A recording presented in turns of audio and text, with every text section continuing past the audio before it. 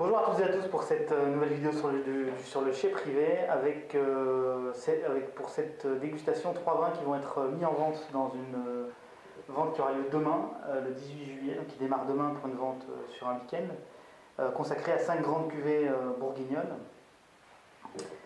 Et donc à la dégustation aujourd'hui, on va avoir 2 vins du domaine de Vilaine, donc au sud de Beaune, donc sur l'appellation Bouzeron, avec le Bourgogne, avec le cépage aligoté, et sur un Bourgogne-Côte chalonnaise, la cuvée des Clous 2008.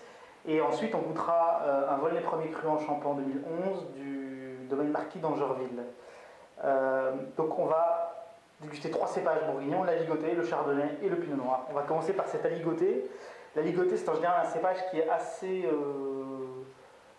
qui peut se révéler assez quelconque en général, en donnant des vins très vifs, forts sur l'acidité, qui manque quand même un peu de gras et un peu de rondeur. Là, l'intérêt, c'est que les vignes sont plantées en coteaux, certes sur des terroirs calcaires, mais que le but, c'est quand même d'arriver à une parfaite maturité pour avoir des raisins assez mûrs et pour contrebalancer le caractère assez vif et minéral classique de l'aligoté et pour lui apporter de la rondeur, donc apporter un peu plus d'équilibre. Donc, petite parenthèse, ce domaine est en partie géré par Aubert de Vilaine, qui officie à la Romanée-Conti. Donc on a un aligoté 2011 qui est extrêmement aromatique, sur des notes de citron, d'agrumes.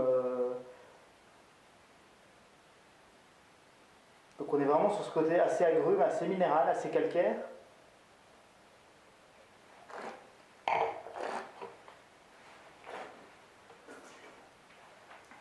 Et en bouche, on n'est pas sur un simple aligoté, j'ai envie de dire classique.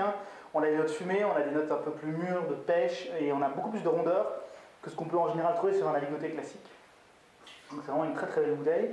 On passe ensuite sur les Clous 2008, c'est une cuvée donc en appellation Bourgogne-Côte chalonnaise, et c'est un terroir qui, on est également sur des influences calcaires, et c'est une cuvée qui est conseillée à la dégustation au bout de 5-7 ans. Donc là on est sur un 2008, donc on est pile dans cette phase-là. C'est un vin qui est assez fermé en jeunesse et qui nécessite d'un minimum de temps pour se révéler.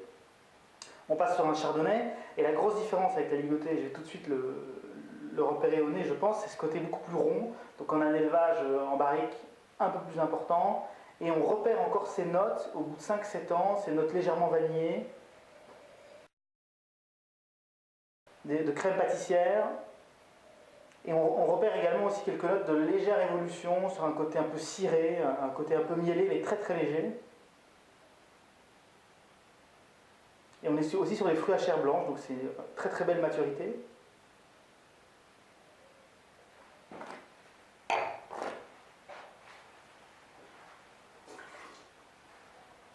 Donc c'est vraiment un vin qui est assez bien fait, qui est fait d'ailleurs et élaboré pour être un vin de garde. Donc on est entre guillemets sur un saint Bourgogne-Côte chalonnaise qui a déjà 6 ans et qui est tout à fait loin d'être fini. Donc on peut encore le déguster agréablement dès maintenant sur 5-7 ans sans aucun problème. Donc maintenant on va passer à la dégustation du 3e vin de cette dégustation. Donc après 2 blancs, un aligoté et un chardonnay de domaine de Vilaine, on passe sur un pinot noir Volnay premier cru en Champan 2011, domaine Marquis d'Angerville, qui est un des domaines les plus réputés, on va dire, sur l'appellation Volnay. Toute leur surface, donc à peu près 15-16 hectares, sont sur les appellations Volnay, Volnay premier cru. Et donc là, on est sur un premier cru en Champan, qui est situé sur la partie sud de l'appellation, donc calcaire, marne, et qui jouxte, on est à côté des Caillerets, on est tout près de l'appellation Meursault, et donc on est sur ce qu'on considère comme étant les terroirs les plus fins de l'appellation Volnay, sur un millésime 2011 réputé entre guillemets difficile, où il fallait jouer la carte de l'élégance et de la finesse. Ça tombe bien parce que ça s'allie parfaitement avec le terroir. Et ce qu'il faut souligner aussi sur ce domaine, c'est que les élevages sont extrêmement fins et particulièrement adaptés en fonction des millésimes et en fonction des crus. La bouteille a été ouverte après il y a une demi-heure, donc pas de carafage, on ne va pas brusquer le pinot noir tout de suite, c'est un vin qui a 3 ans, et on constate au nez qu'il y a un équilibre entre l'élevage, mais vraiment très fin, sur des notes de pain grillé, pain d'épices, fruits secs, la noisette, ce genre de choses, et les petits fruits rouges, la cerise, la fraise des bois, Donc c'est vraiment très fin, très typé Pinot Noir, donc il n'y a pas de doute là-dessus. Et en même temps pas mal de complexité à l'aération. Voilà, on sent qu'on est sur un premier cru, on sent que le travail a été parfaitement adapté au millésime.